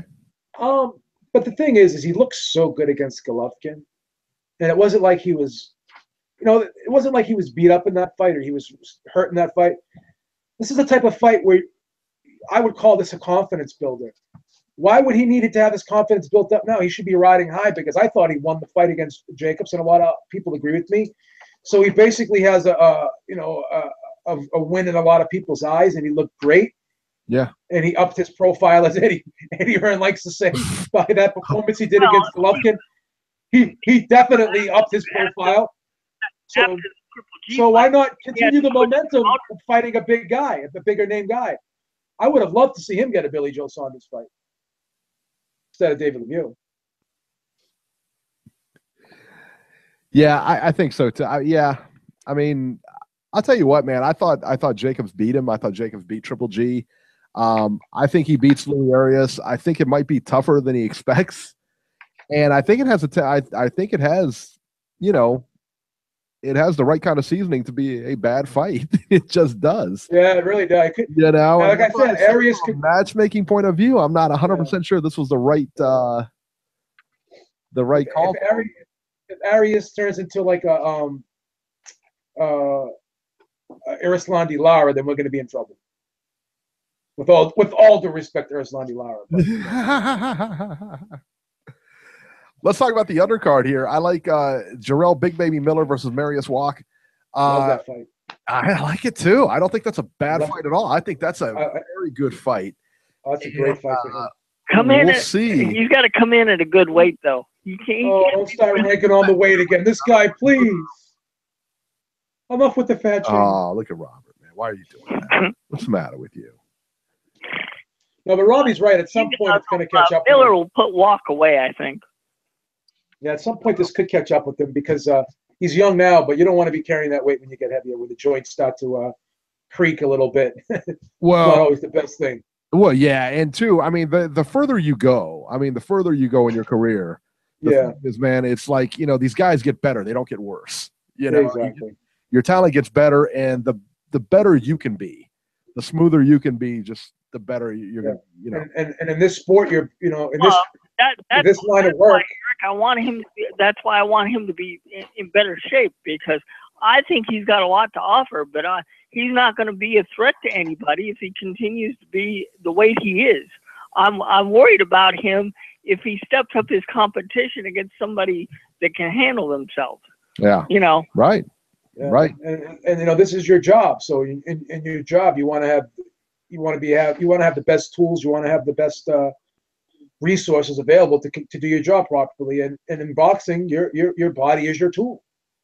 So for sure, it gets you where you need to go. Let's talk about Cletus Selden versus Roberto Ortiz.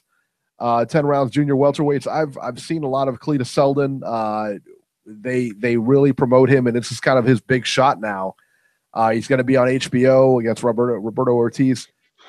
I hope he does well. He's a good fighter. He's up and comer. And so this should be a showcase fight for him. This should be what he wants. He's got to, but to me though, being an up and comer, he's got to win impressively to get this done. Just does. Amen. So hopefully, and Roberto Ortiz didn't do well in his last fight because he showed up and didn't make weight. So you got to take advantage of somebody like this. If you're Selden, you got to put on a good show. Absolutely. And Conor Benn coming to the U.S. I think it's the second time here. Yeah, is that right? He's been here before. Yeah. Yeah, I believe he has been here before. Yeah, yes. I like Conor Benn. I do too. We're not going to get to see him, but I like him. Yeah. They a lot of people in their fantasy world want to see Conor Benn and Eubank Jr. I'm like, I don't want to see that.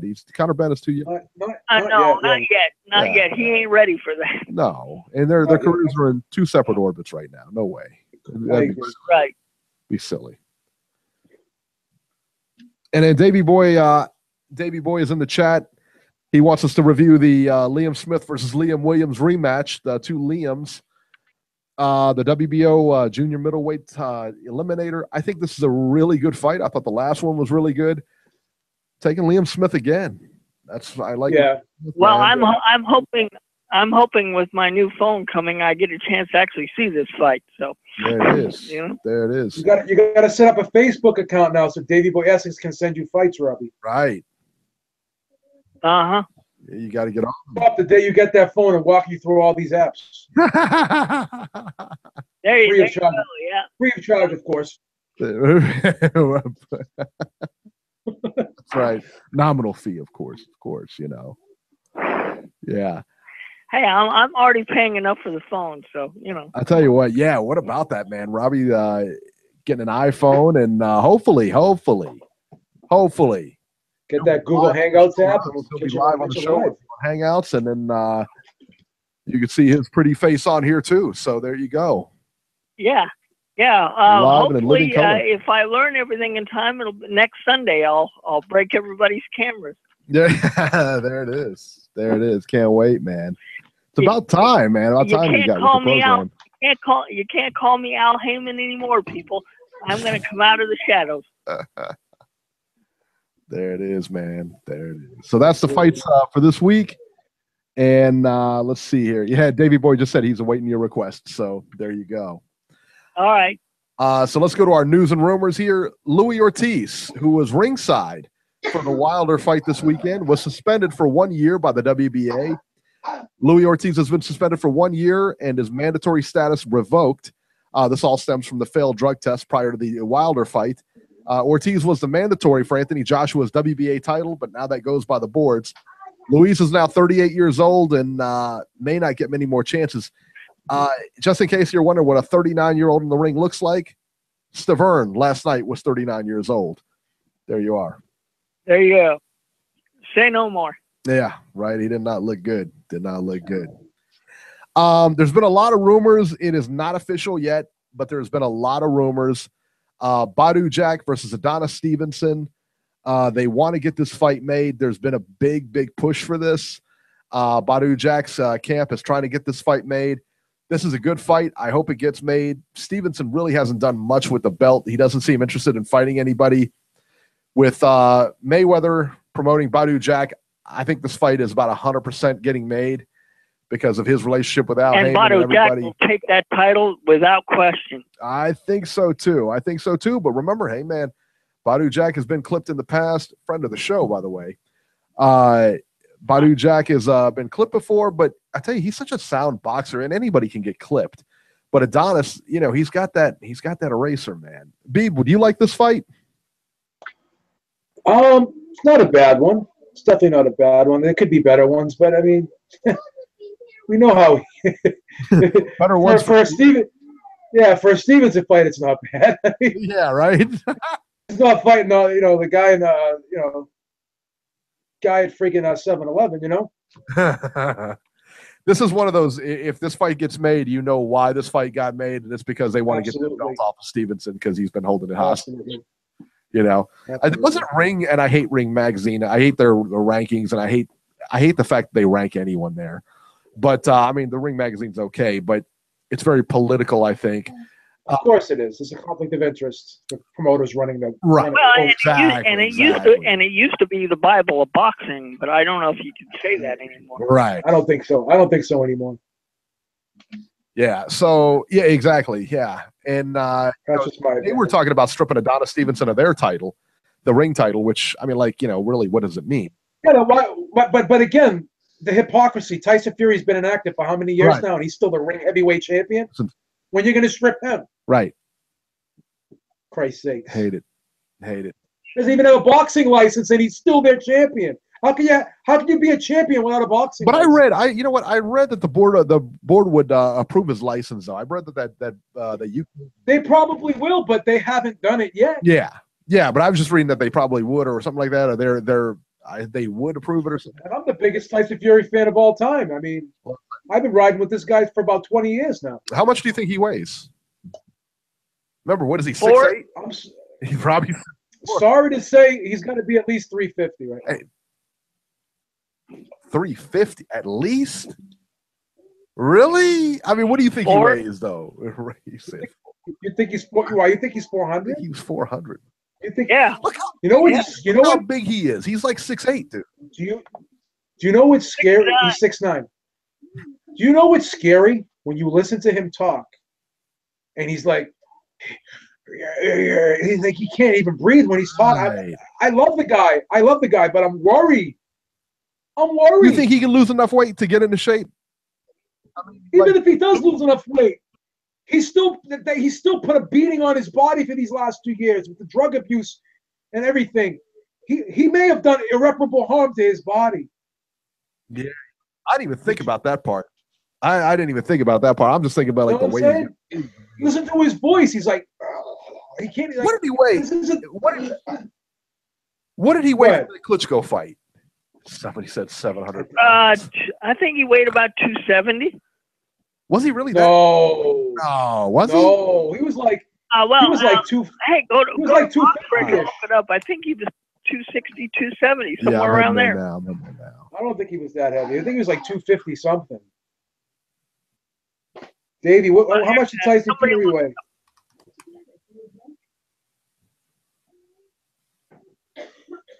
Yeah, that's Davey Boy Essex. He may remember. I'm curious to see that. Yeah, I'm looking it up now here. Let's see here. 247. That's how much he weighed? 247. That's beautiful. Okay. I think Klitschko, what did Klitschko weigh? 245? Yeah.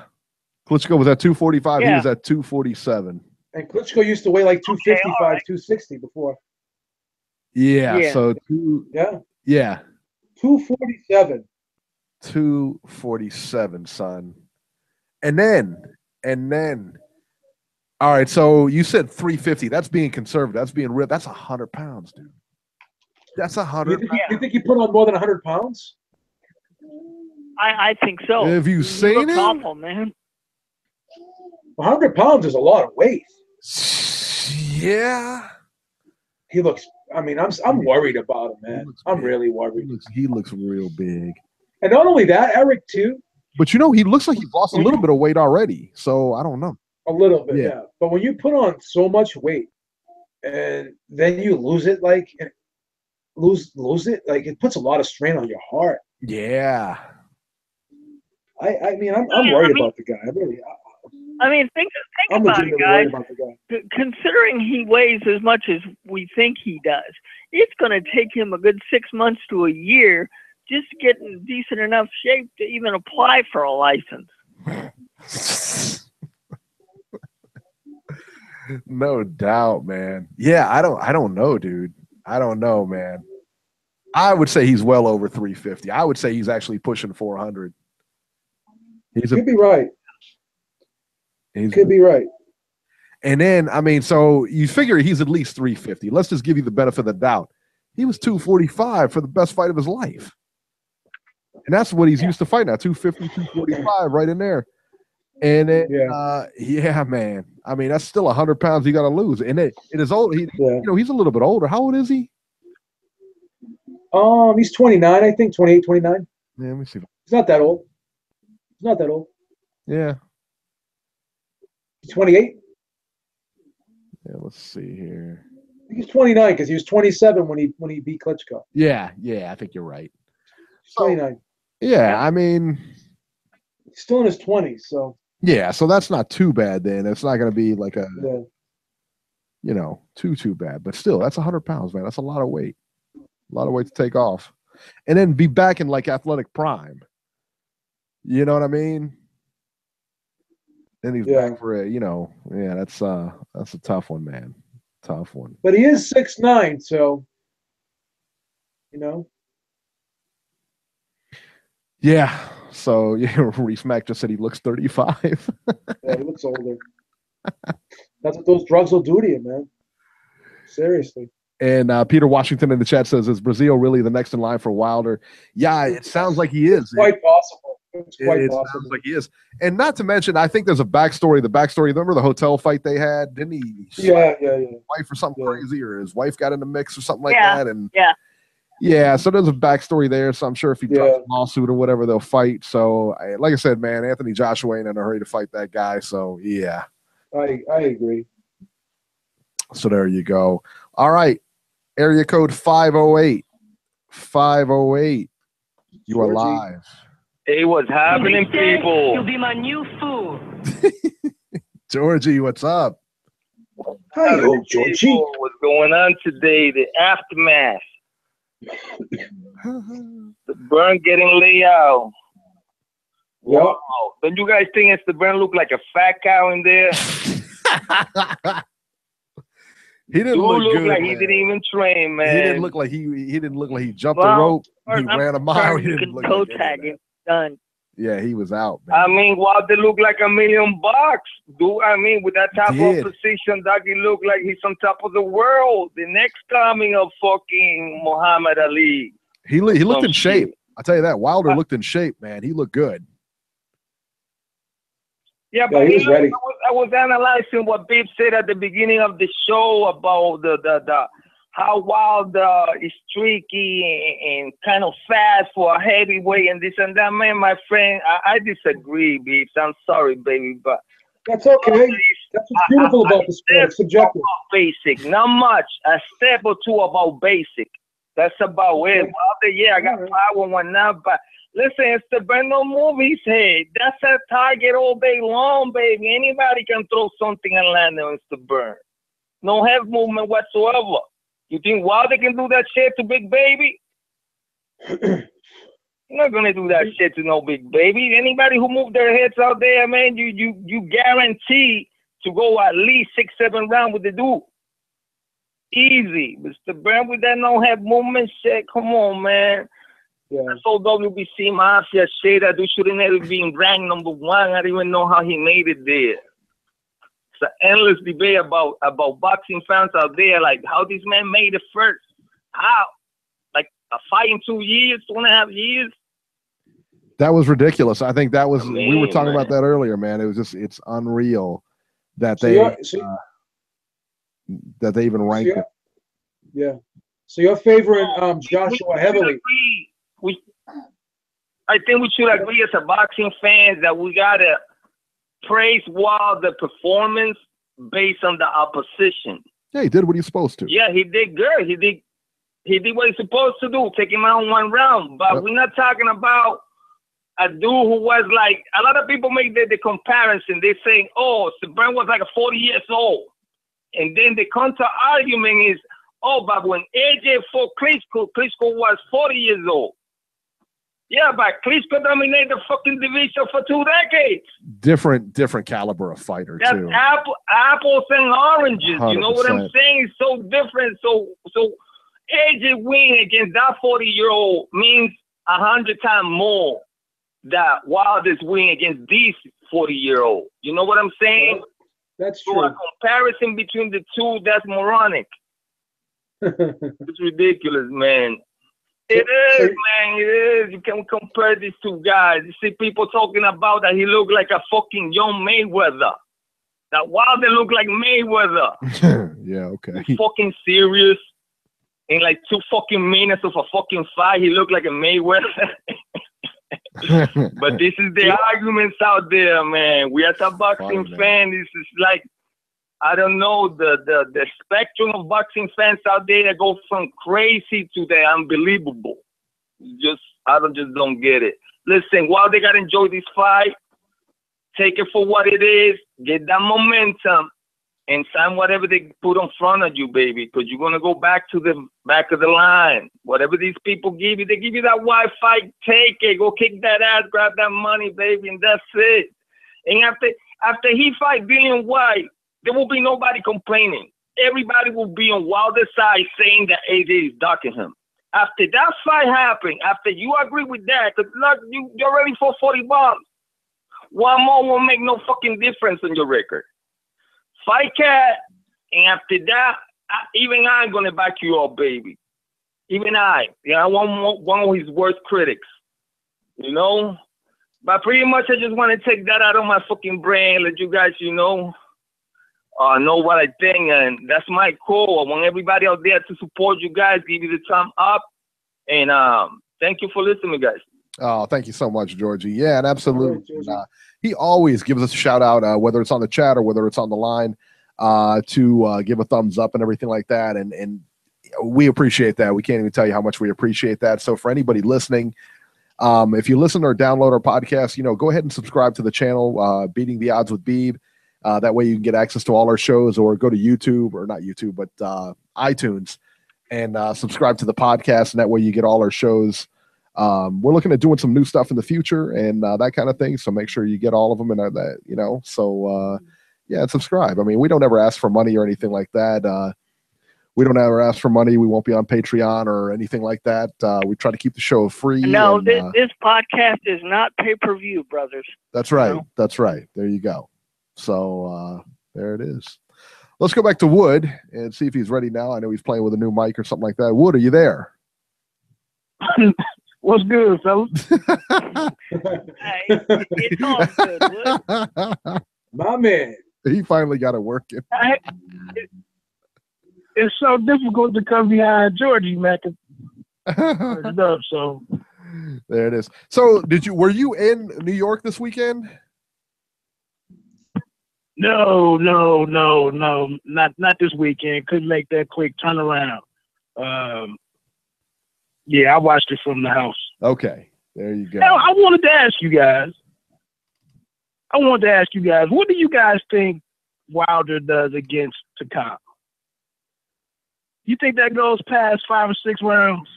I think so, because Takam is a good defensive fighter. He's I mean, he covers up. He doesn't offer up a whole lot of offense. And I mean, again, like we talked about it a couple of weeks ago, or last week, or the week before. When a fighter is in there and he's a really good defensive fighter and he doesn't want to go anywhere and he doesn't open himself up, you're not going to get him out of there. I think that, and I think sometimes just like Lara, if he decides that night he doesn't want to fight, he's not going to make a fight out of it. I mean, there's nothing you can do about that, so yeah, I think that it does go past. I think it does go some rounds. Now, whether he makes it to the bell or not, that I don't know. I think he frustrates Wilder a little bit. I think that, but I think Wilder ultimately gets him. I think Wilder destroys Takam. Yeah. I guess I was getting to my overall point. I feel like I'm with Beeb that it's moved a lot closer to 60-40, maybe even 50-50. But I think what we're looking at here between these two is that it's a lot of dog. And Wilder said it plenty of times. He's not big on skill and all the aesthetics of boxing. He's a guy that's trying to be a dog in the ring. And I think that's something that AJ lacks right now. I think we just talked about that with how he addressed the fight. That's not part of his game.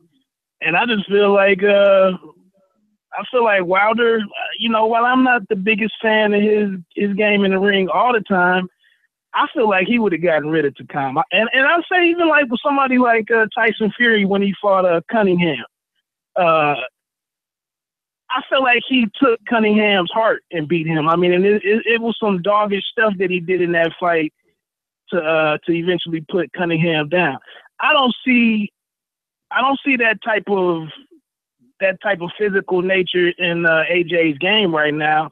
And I think that's why Hearn is like, let me sit back and see, let me look at what I'm seeing between these two guys and making sure that AJ has shored up a couple of things before they make that fight.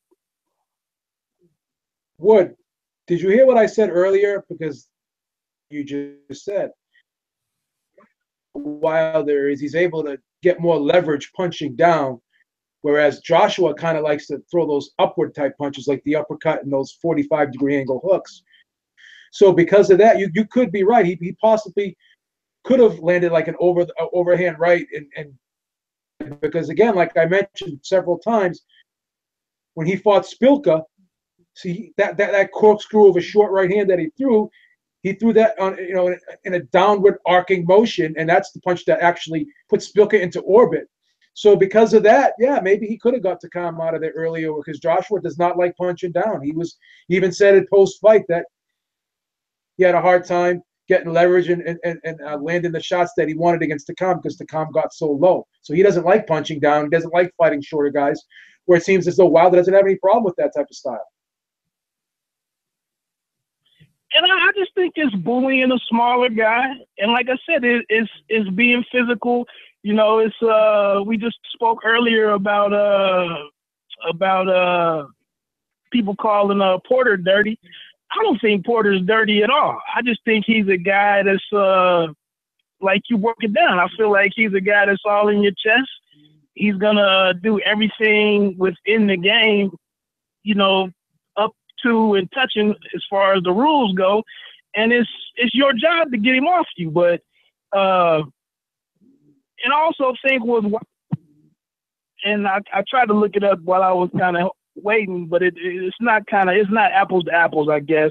But when Lewis called out, went after Michael Grant, he knew that Grant didn't have that dog in him the way that he had started. You know, his dog started coming out once he got with Manny. And he got him in the ring and destroyed that man. He was never the same. And I think Wilder is looking at AJ right now like, you do all that pretty stuff and you look great, and you know the physique and all of that type of stuff, but it's a different level to it than just relying on technique. And I think that's why he's very confident right now that he could just overrun him with his athleticism, especially to Robbie's point, especially if AJ is going to come in there at 254 and be sluggish and not be able to move around the ring, you know, the way he has in previous fights. Yeah, that's a good point. And I tell you, you know, and I keep going back to it. Like I said, I mean, style-wise, you know, I think you on paper would favor Joshua all day because he's a better boxer. I mean, he's more sound. He's technically sound. He's a better boxer. He's got power. So does Wilder, but he's got power too. The thing that I just keep going back to is the fact that he said, I don't want to fight him right now. That bothers me. That's what I'm talking about. That just bothers me. You know, it's that mental thing. You can't, and I can't, you know, really give him the nod. I can't favor him over Wilder because of that, because he hasn't jumped over that yet. I don't hear him calling him out. I don't hear him. That's why it's not 70-30 anymore. That's why it's 60-40, and by the day it could be 55-45. You don't know. Yeah, I mean, it's just that's the thing, man. The problem is, I don't think it's in his personality, though, to call anybody out. It doesn't. That's not even what we're talking about. That's not even what we're talking about. You don't even have to call anybody out. Don't call him up, but don't seem disinterested and evasive when the questions come up. That's a different. It's a whole different ballgame. Deontay Wilder. Yeah. You don't have to pound on your chest. You can say, "I want to fight him," without pounding on your chest and screaming. Absolutely. There's nothing stopping me. I get the point, but I don't. I love Anthony Joshua. I think he's the best in the division, but there are times whenever he's interviewed, he's too laid back to almost be in this position. Right. Well, you know, I mean, but again, I mean, as long as he says, hey, I want to fight Wilder, that's all I need to hear. And then it's still a 75-25 fight. It's the same thing with Holyfield. Holyfield always said he wants to fight the best. He'll fight anyone, but he never boasted and bragged and yelled and screamed and said, I hate this guy, I hate that guy, I'm going to kill this guy. I'll fight him. You know, you could still be confident in yourself and exude confidence and you know, say to people you want to fight the best and you want to be the champion. You know, I want to unify the division. You can still say all those things without yelling and screaming and being over the top. No one's asking him to be over the top. Right. Right.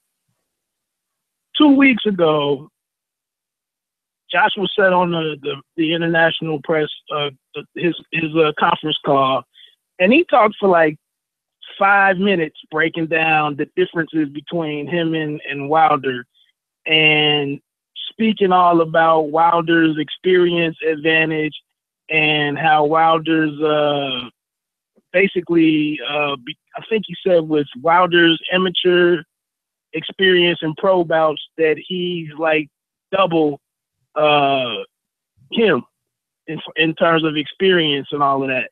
So, like you said, we didn't need to hear that eloquent breakdown and, you know, difference between the two. Do you want to fight the man or not? Do you want to tell Eddie Hearn, look, like or like Beeb was saying earlier, we got a 2 or 3 fight plan to get to Wilder? It's a different way to say it than to get on there and puff your chest out, and get the, bumping the gums about stuff. But I like AJ a lot, but I think the performance we saw last night, I think it might push that fight back farther than bringing it closer. And I feel like with the whole Dillian thing, I don't really agree with Lou DiBella that it's a terrible play by asking him to fight White. I mean, at some point in time, what are you going to do? I mean, if they're not going to make the fight, I mean, is Dillian is that a guy that he's going to have to fight anyway? I don't know. I don't see where that's a horrible thing. I mean, if you blow White out the same way, White really hasn't been that impressive to me his last couple times out. So what do? All you can do is fight the guys who put their name next to the X and actually pass a year analysis. But I think we'll get there. Well, the crazy thing too is like White is going to be ranked number 1 by the WBC now, and you got a guy who's ranked number 6 and another guy who's ranked 12, and they're the guy's ranked 6 is going to get the shot. He's going to be mandated to fight, as opposed to the guy ranked ahead of him. And so what does that say? This is crazy. We're not getting any help by the WBC at all in upping Deontay Wilder's status, as Eddie Hearn likes to say, upping his profile. Right. We're not getting any help for the WBC is probably one of the biggest deterrents of that. Yeah, I totally agree. Hey, Eric, speaking of Titletown, the great state of Ohio in the mix with everything except for the Buckeyes now. Major League Soccer. But what about everything. Say what? I said in the mix for Major League Soccer, everything. Columbus advanced today. They're going forward. Sean Porter won yesterday. Oh, unbelievable. Oh yeah, there's a local dart team in Ohio that won the championship. Let's pull them all out.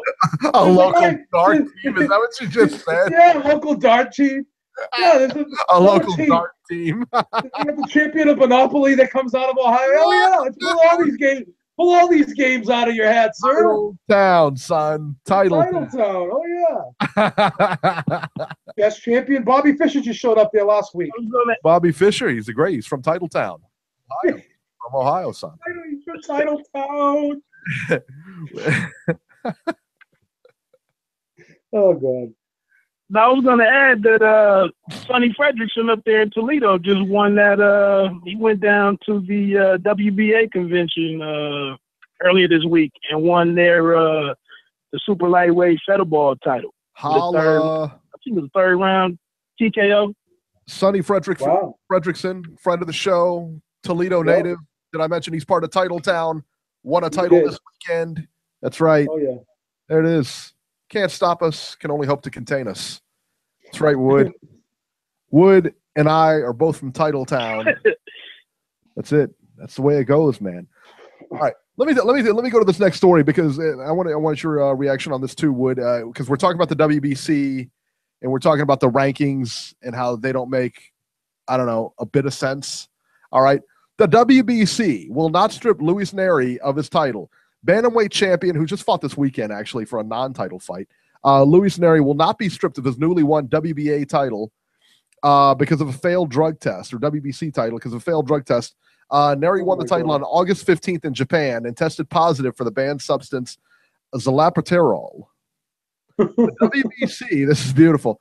The WBC said they investigated the matter and cannot make a determination with sufficient certainty as to whether Neri's adverse finding was a result of intentional ingestion of a banned substance to improve performance. All information and facts lead to conclude the adverse finding was due to a consumption of contaminated food products. Oh, Jesus. When all else fails, blame the meat in Mexico. Well, yeah. Well. Unbelievable. Wow. Wow. So, I mean, does it really matter if VADA's in on this or they have a clean pro? What does it matter if you're not going to suspend these guys? Yeah, that's bananas. It's crazy. You know what? Go ahead, Wood. I mean, the NFL isn't really being ran that great if you follow it. Yeah, Goodell's job. I follow what's happening in the National Football League. I know what you're talking about. But it's not being ran properly. And then if we look at college football, I mean, every year they have the same, it's the same frustration there with, who makes it into the Final Four and the bowl games and whatnot. So I think we have the expectation that these sanctioning bodies are doing the right thing, but across the board in sports, I can't really say that everybody's doing the right thing. And and those organizations, have, all the, the TV deals, the multi-billion-dollar TV deals. It's all laid out and structured, heavily structured, the CBAs and all of that stuff, and they still get it messed up. I mean, right now, look at with the Cowboys and Ezekiel Elliott. I mean, the guy is suspended on Monday and Tuesday. He's good to go to play on Sunday, and they still haven't addressed his six game suspension. So I don't think that'll be settled until the Supreme Court gets involved. Honestly, it's ridiculous. It's a mess. Ridiculous. Exactly. So that's what I'm saying. How can we really think that, the boxing organizations are going to get their stuff together? Right. It's just collateral damage. I mean, it's part of the game. Where is Ezekiel Elliott from, Wood? Eric, he allegedly committed his crimes in Ohio, and the DA didn't want to prosecute. There you go. Hey, it's Titletown. We all stick together around here. Wood, where can we find you? I saw your name change on Twitter. That is pretty awesome. Oh yeah. That was good. That was really good. Trying to be a little creative. That was really good. Hey, just check me out at roundboxing.com. Like I said, I'm really trying to kill it over there with a lot of writing. The podcast, the Pay Me No Mind show. I'm putting up links over there to that as well. And I appreciate anybody that gives me a few minutes of their time. Absolutely.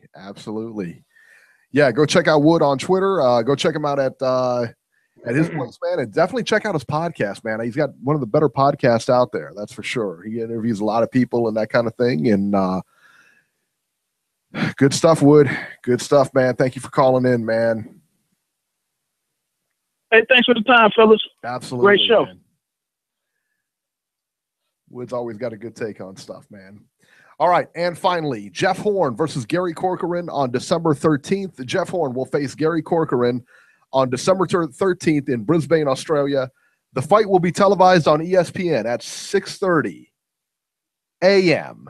Eastern Time in the United States. 6:30 a.m. Robert, are you getting up for that one? Oh, he'll be there. He'll be there. No, but my DVR will be working at 3:30 a.m. Pacific time. Yeah, don't worry. I won't be watching it that early either. I might not even watch it in the afternoon. 90 seconds. It's one of those fights that if my DVR happens to kick in and I said it that day, I remember, then great. If not, okay, that's fine too. I'll remind you.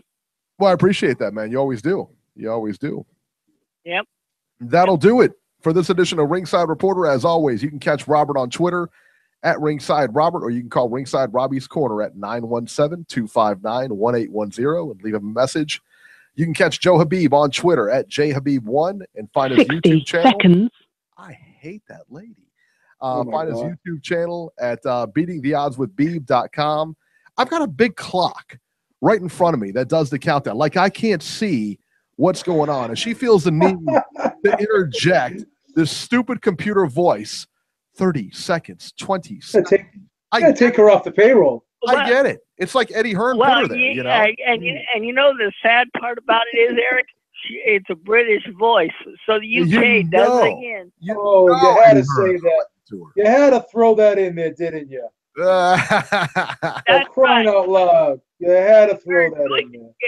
Eddie Hearn, do it again. There's absolutely no need to bring that up. That wanker gets zero respect on the show. It's not like he's from Titletown. Let's talk about that. 10 seconds.